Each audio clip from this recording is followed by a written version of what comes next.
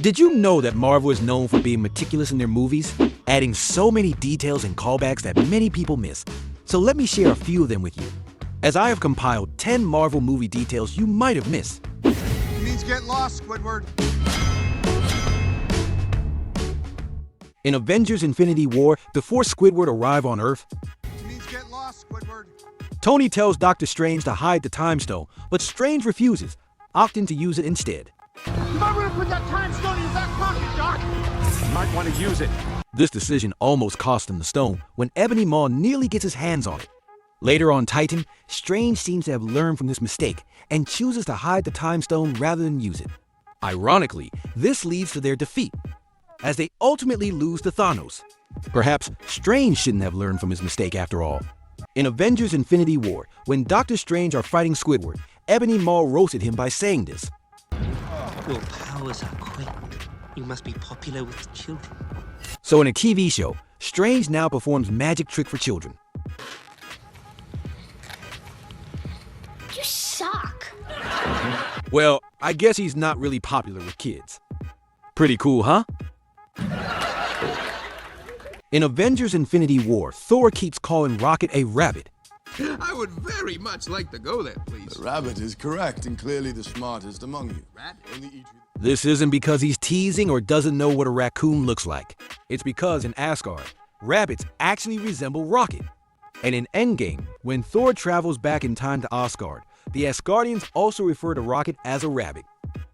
Thor, I get it! Get that rabbit! So maybe Asgardian rabbits really looks like Rocket. In Iron Man 1, during Tony Stark's test flight of the Mark II, take a close look at this scene.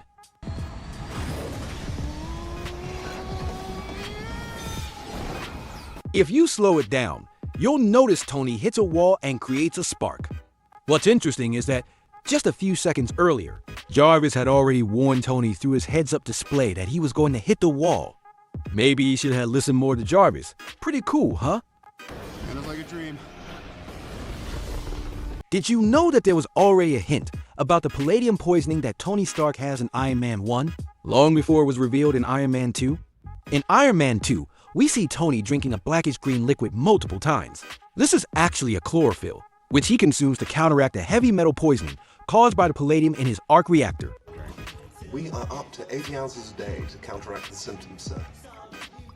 However, in Iron Man 1, we can spot him drinking the same chlorophyll mixture while building the Mark III suit after his test flight. Connect to the Cisco, have it reconfigure the shell metals, use the gold titanium alloy from the Seraphim. This subtle detail shows that Tony was already aware of the potential dangers of the arc reactor to his body, even in the very first movie. In Avengers Endgame, Tony and Nebula are stranded in space for 22 days and nearly die of starvation. My time has come. Interestingly, this number of days isn't random. Endgame is actually the 22nd film in the MCU timeline. So while Tony didn't pass away after 22 days of starvation, he did meet his tragic end in the 22nd film. Did you know that Thor almost indirectly unalived Tony Stark in Avengers Endgame? You almost killed me, Jumbo! After Thanos snaps and wipes out half the universe, Tony and Nebula are stranded in space on Star-Lord's ship for 22 days, with Tony nearly dying of starvation. Normally, the ship would be well-stocked with food for months, but in Avengers Infinity War, after the Guardians rescue Thor, he decides to head to Nidavellir and takes most of their food supplies with him. Been there. It sucks. Excuse me, that's our food. Not anymore. This also explains why the ship was low on both food and fuel, especially since the pod they used likely consumed a significant amount of fuel. I bid you farewell and good luck, morons. In Avengers Endgame, when Professor Hulk and Rocket visit Thor in New Asgard, they ride in a small truck.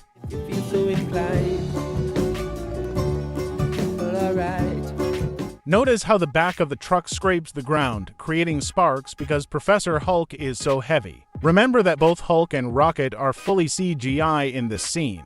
It's a nice detail by the VFX team to remember Hulk's immense weight, and the truck's back even returns to its normal height after they get out. Step down from a golden palaces and a magic hammers and whatnot.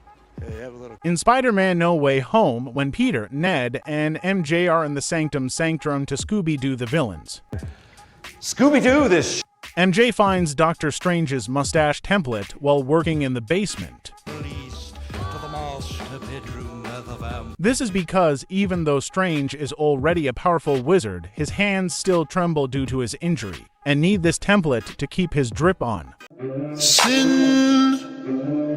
Sin City was... At the ending of Iron Man 1, Tony announces to the world that he is the Chad. I am Iron Man. Oh, brother, this guy... Okay. Before his speech, Agent Coulson reminds him that it will start in 90 seconds. Just stick to the official statement and soon this will all be behind you. You've got 90 seconds. Interestingly, this timing isn't just for show. It actually takes exactly 90 seconds in real time from when Coulson says it to when Tony begins his speech.